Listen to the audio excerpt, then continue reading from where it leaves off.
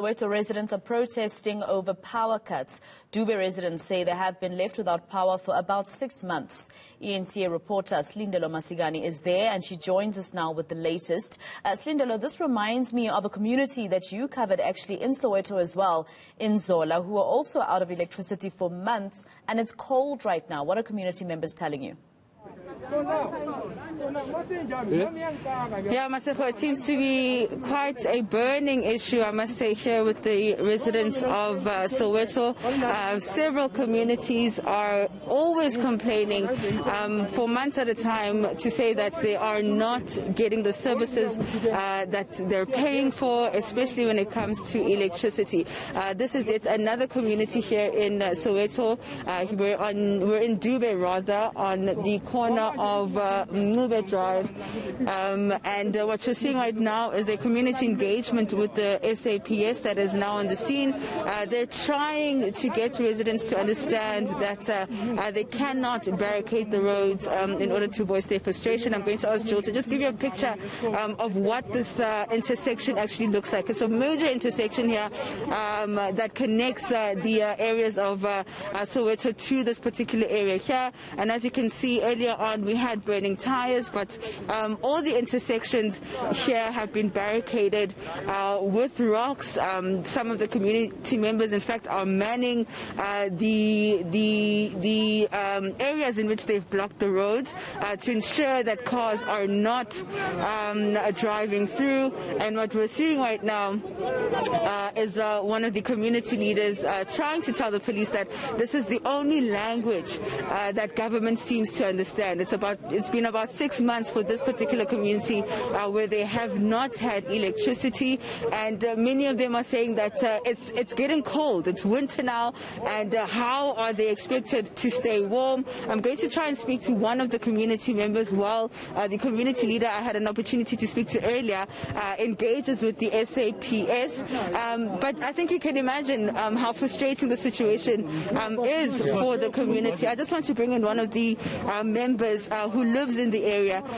But just give me a sense of what it's like to live here in Dube. Almost 6 months now without electricity. I'll actually say it's 9 months, because last year around March there wasn't electricity. It came back, and then again this year in January. So it's 6 months and a couple of months from last year, so it makes it 9. It's very difficult.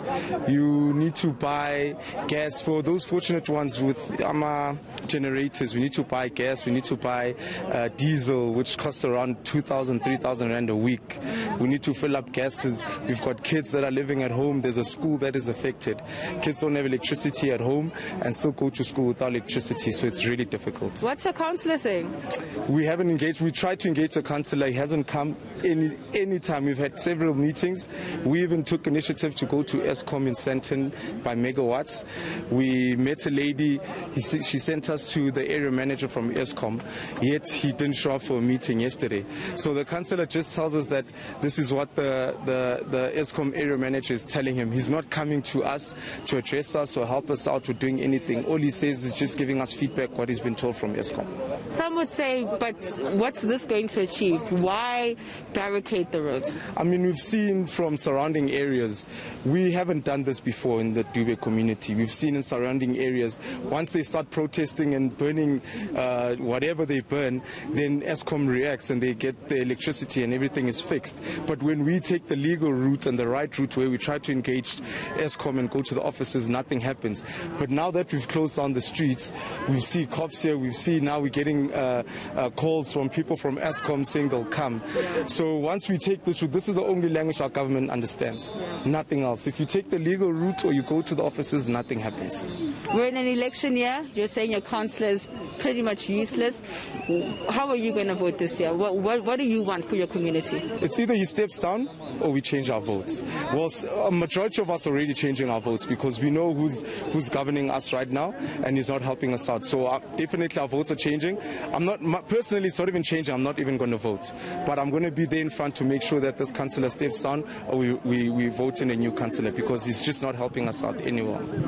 Thank you. All right. That's just one of the community members here. I think you can hear a lot of frustration, a lot of anger in terms of the lack of accountability when it comes to the officials that are governing this area, saying that it just seems as though this is the only language government understands. It's the only language where, you have to barricade roads, you have to burn things, where you're going to see change. And they're saying that they've never done this before. This is the first time they're taking to the streets. It's the first time they're voicing their frustration and anger in this manner, and there seem to be some action taking place. And so it seems as though this is going to be the situation for most of the day. I've been told that they're going to stay on the streets until the electricity comes back. And I mean, we are in the midst of load shedding, so I mean, I think it remains to be seen exactly when this community will receive any help.